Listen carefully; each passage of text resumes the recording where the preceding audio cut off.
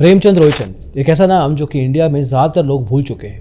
क्या आप जानते हैं, कभी किसी ने सुना है कि प्रेमचंद रोयचंद कौन थे? 19वीं सेंचुरी में एक समय पे बॉम्बे पे राज करते थे प्रेमचंद रोयचंद। ये एक ही इंसान के नाम है बाय द वे। इनके नाम पे एक गैलरी है, प्रिंस वेल्स म्यूजियम है मुंबई में। वहाँ पे गैलरी है जो सिर्फ इनके नाम पे है। जिसके अलावा फोर्ट करके जगह है मुंबई में, वहाँ पे इन्होंने राजाबाई करके एक टावर बनवाया अपनी माँ के नाम पे, क्लॉक टावर बना हुआ है। और तो और बॉम्बे स्टॉक एक्सचेंज है ना, जिस पे आप और हम ट्रेडिंग करते हैं, बीएससी में 10-12 लोगों के साथ मिलके एक्चुअली बीएससी बनाया ही इन्होंने था। तो बॉम्बे स्टॉक एक्सचेंज के फाउंडिंग फादर्स में से एक थे प्रेमचंद रोयचंद। लेकिन जब आज की तारीख में इनका नाम लिया जाता है स्टॉक मार्केट की दुनिया में, तो कहा जाता है कि ये उस समय के अपने टाइम के हर्षद मेहता थे, स्कैमर थे। आज की तारीख में इनके जो पढ़ पोते हैं, मतलब ग्रेट ग्रैंडसन है, वो कहते हैं कि इनकी लाइफ के में एक फैसेट ये भी था जो पॉजिटिव था, लेकिन उसके बारे में कोई नहीं जानता। सब लोग इनको स्कैमर के नाम की तरफ से ही समझते हैं। क्या थी इनकी कहानी? बीएससी को बनाने वाला इंसान किस तरह से स्कैमर हो सकता है, ये इस वीडियो में जानने की कोशिश करेंगे। तो आइए शुरू करते हैं।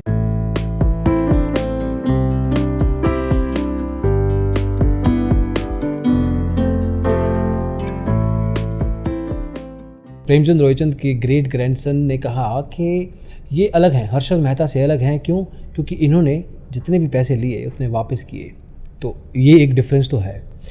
प्रेमचंद रोयचंद का नाम 19वीं शताब्दी में मुंबई में जो बड़े बड़े बिजनेसमैन थे ना, जिनके नाम में आते हैं जमशेदजी जीजाबॉय, डेविड सैसन, जमशेदजी टाटा।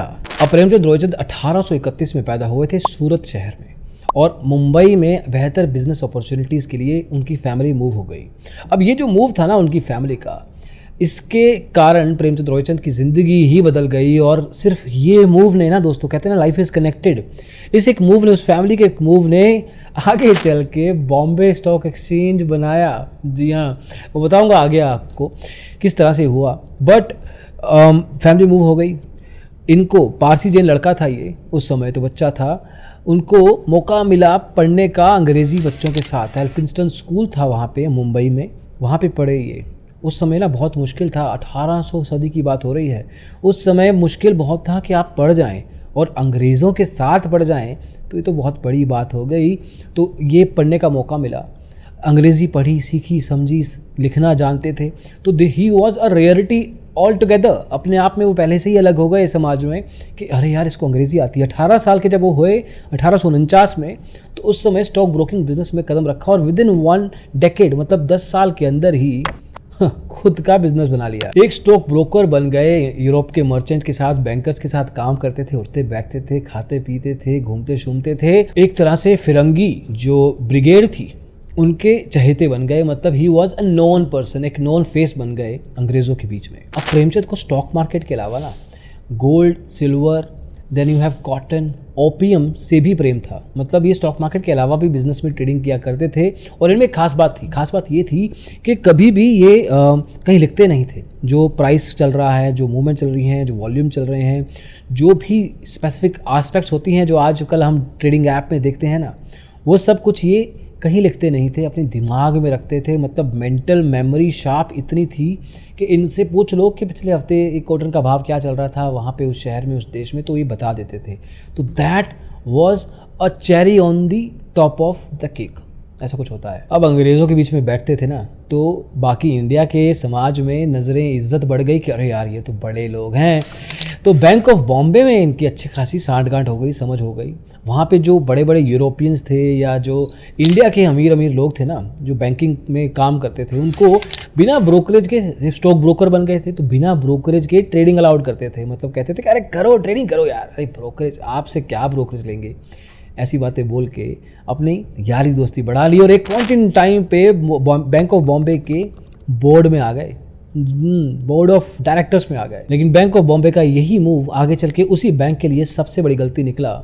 और सिर्फ इस मूव ने, एक छोटे से डिसीजन ने बैंक ऑफ बॉम्बे की वाट लगा दी, उसको बंद तक करवा दिया। लेकिन भूख खत्म कहाँ होती है दोस्त? एक पॉइंट इन टाइम पे भूख तो खत्म होती नहीं है अमीर लोगों की, सिर्फ कुछ अमीर लोगों की। ऐसे अमीर लोग खराब नहीं होते हैं। अब क्या मुद्दा क्या है? देखिए, यूके और यूएस में कॉटन का बहुत बड़ा व्यापार था। यूके को कॉटन चाहिए थी, यूएस एक्सपोर्ट करता था और सालों से करता आ रहा था। फिर अमेरिका में हुई एक जंग, एक सिविल वॉर हो गई, सिविल वॉर छिड़ गई, तो उसमें कॉटन एक ऐसा प्रोडक्ट था जिसको आगे वो एक्सपोर्ट नहीं कर पाए, कुछ साल तक उनके एक्सपोर्ट बंद कर दिया। अब यहाँ पे किसी का जो घर खराब होता है ना, तो किसी के लिए वो धंधा बन जाता है। इस केस में ऐसा ही हुआ। प्रेमचंद रोयचंद ने उस वॉर से पैसे कैसे कमाए, इंडिया में देखा, उनको पहले पता लग गया कि भैया वहाँ पे वॉर है, यूके का एक्सपोर्ट इंपोर्ट रुक जाएगा, तो उनको कॉटन चाहिए होगी, तो देगा कौन, हम देंगे, हम निकाल के देंगे। तो इंडिया के अलग अलग तरह के मर्चेंट बैंकर्स, अलग अलग एग्रीकल्चर फार्मासिस्ट, हर तरह के जो सप्लाई चेन में लोग होते हैं, उनको रीच आउट किया, उनको कहा कि कॉटन चाहिए, कॉटन इकट्ठी की, कंपनियां खड़ी कर दी। 31 bank, 16 financial associations, 10 shipping companies, 62 stock broking companies के साथ इनकी पार्टनरशिप थी। कहीं ना कहीं बोर्ड ऑफ डायरेक्टर्स में थे, कहीं ये स्टेक लेके बैठे थे। तो प्रेमचंद रोयचंद ने एक पूरा इकोसिस्टम क्रिएट कर दिया, जहाँ पे हर एक तरफ, जहाँ पे पैसा है, जहाँ पे कॉटन है, वहाँ पे आपको मिलती थी। तो कॉटन किंग प्रेमचंद रोयचंद। अगले 5 साल में 16 करोड़ की जो एक्सपोर्ट हुआ करती थी कॉटन की इंडिया से यूके की तरफ, वो 40 करोड़ पहुंच गई। जो कॉटन थी ना, उसका क्वालिटी अच्छा नहीं था। यूएस की कॉटन का क्वालिटी बहुत बढ़िया था, लेकिन कॉटन तो थी नहीं, तो यही क्वालिटी को ले लिया और इस क्वालिटी के भी कॉटन का प्राइस अच्छा खासा बढ़ा के यूके में बेचा। अभी पता कैसे लगाते थे कि कहाँ डिमांड है यूके में भी और कितनी जल्दी उनको पहुँचानी पड़ेगी। तो दिनशा ई वॉचा नाम की एक ऑथर है, उनकी किताब है Premchand Roychand, his early life and career. उस किताब में लिखा हुआ है, क्या लिखा है कि ये कश्तियों का इस्तेमाल करते थे। इनकी कश्तियाँ हमेशा पानी में ही रहती थीं, जो कि यूके की तरफ से इंडिया और इंडिया से फिर यूके में शहर था लिवरपूल, इंडिया में शहर था मुंबई, और सिर्फ इन 2 बंदरगाहों के बीच में सिर्फ बोट्स चलती थी। उस समय ना फ़ोन होता था, ना चिट्ठी पत्र, कुछ नहीं। उस समय यही लोग दूत बन के एक जगह से दूसरी जगह वहाँ पे देखते थे, मार्केट में जाके सप्लाई डिमांड का वैल्यू देखते थे, कहाँ कहाँ से पूरी दुनिया भर से यूके में लिवरपूल में कॉटन पहुँच रही है, किस दाम पे पहुँच रही है, कितनी क्वांटिटी में पहुँच रही है, आगे चल के कितनी ज़रूरत है। ये सब चीज़ें इंडिया पहुंचती थी मिस्टर प्रेमचंद रोयचंद के पास, और उस हिसाब से प्रोडक्शन किया जाता था, उस हिसाब से सप्लाई किया जाता था। सप्लायर से बात होती थी, क्लाइंट से बात होती थी, और प्रेमचंद रोयचंद बीच में बैठ के इस इंफॉर्मेशन के बेसिस पे अमीर होते गए। अब देखिए, ये सब कर तो रहे हैं, लेकिन कॉटन बनाने के लिए, कॉटन एक्सट्रैक्ट करने के लिए चाहे आप सप्लायर ले आओ, लेकिन पैसा तो चाहिए। तो वहाँ पे प्रेमचंद रोयचंद का बैंक ऑफ बॉम्बे का कनेक्शन सामने आया। बोर्ड ऑफ डायरेक्टर्स में थे, उनको तो पैसे की कमी थी नहीं। 42 लाख रुपए उस समय, 160 साल पहले का 42 लाख रुपए, सोच के देखिए आज की तारीख में उसकी वैल्यू, क्योंकि मेरे को नहीं पता उसकी मैथमेटिकल कैलकुलेशन में कैसे करूँगा, लेकिन आप खुद जान जाइए। बाकी के जो बैंक्स में इनकी सेटिंग थी, बाकी के जो प्रमोटर्स जिनमें ये खुद एक मालिक थे, स्टेक था, जिनमें इनकी जान पहचान थी, उन कंपनीज को भी लोन लेके दिया। 66 लाख रुपए का बैंक ऑफ बॉम्बे तैयार था। और इन सब लोन्स के लिए कोलेटरल क्या था? कॉटन। हाईली स्पेकुलेटिव, उस समय एक स्पेकुलेटिव प्रोडक्ट था ये, लेकिन बैंक्स ने कहा ओके, अब जंग है, सारी उम्र तो चलेगी नहीं। 5 साल बाद ये जंग खत्म हुई। 1865 में जब ये जंग खत्म हुई तो यूएस ने वापस एक्सपोर्ट करना शुरू कर दिया कॉटन इंग्लैंड में, यूके में। और फिर इंडिया की जो कॉटन थी ना, जो लो क्वालिटी की, उस समय की लो क्वालिटी की जो कॉटन थी, उसका दाम पहले डबल था उस समय, है ना, अभी आधा कर दिएगा, मतलब 4 गुना नीचे एक तरीके से। और अब होना था बैंकरप्सी। इंडिया के जो बड़े बड़े बिजनेसमैन थे, जिन्होंने लोन ले रखे थे, अब सप्लाई तो करने को तैयार थे, लेकिन डिमांड थी नहीं। डिमांड इंडियन मार्केट से खत्म हो चुकी थी और बड़े बड़े बिजनेसेस में बंद हुए। बहराम जी होरमुश जी खामा, खारशद जी फुरुंद ji Parekh, K G Readymoney, Rustam ji, Jamshed ji, Jeejeebhoy, K M Cama, and of course Premchand Roychand. अब प्रेमचंद बंद होंगे, कोलैप्स होंगे, तो कोलैप्स होगा साथ में कौन? बैंक ऑफ बॉम्बे 1.38 करोड़ का लोन दे चुके थे, जो कि बैंक ऑफ बॉम्बे की जो टोटल उनके पास पैसा था ना, उसका आधा था। मतलब आधा पैसा इन्होंने प्रेमचंद रोयचंद को, पीआर को दे रखा था। तो अगर प्रेमचंद रोयचंद बंद हुआ तो बैंक भी बंद हो गया। बैंक कोलैप्स हुआ तो सरकार जागी फाइनली। कौन सी सरकार? अंग्रेज़ों की सरकार। इंडियन सरकार तो थी नहीं तब।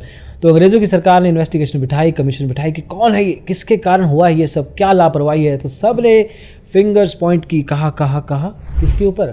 प्रेमचंद रोयचंद। किसी भी शेयर होल्डर्स ने, किसी भी प्रमोटर्स ने, किसी भी बैंक के ऊंचे कर्मचारी ने प्रेमचंद रोयचंद को रोका नहीं था लोन उठाने से।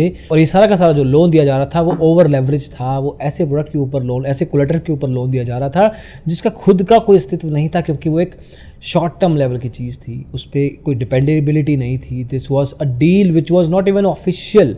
तो from that perspective it was a stupidity.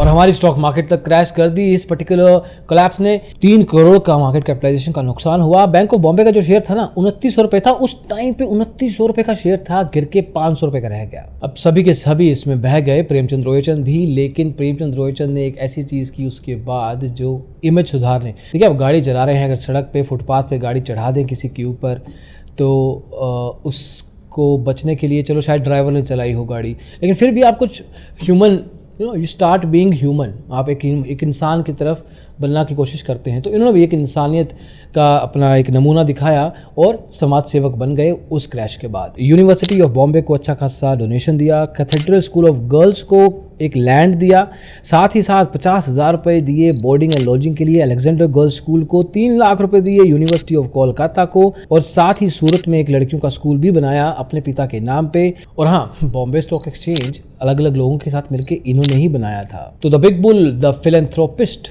The scammer Premchand Roychand, एक मल्टी फेसेटेड पर्सन जिसने काफ़ी कुछ किया अच्छा बुरा ज़िंदगी में, but that was what mister Premchand Roychand was. हमने शॉर्ट किया था तो आपको कमेंट भी किया था, इसके बारे में डिटेल वीडियो बनाएंगे।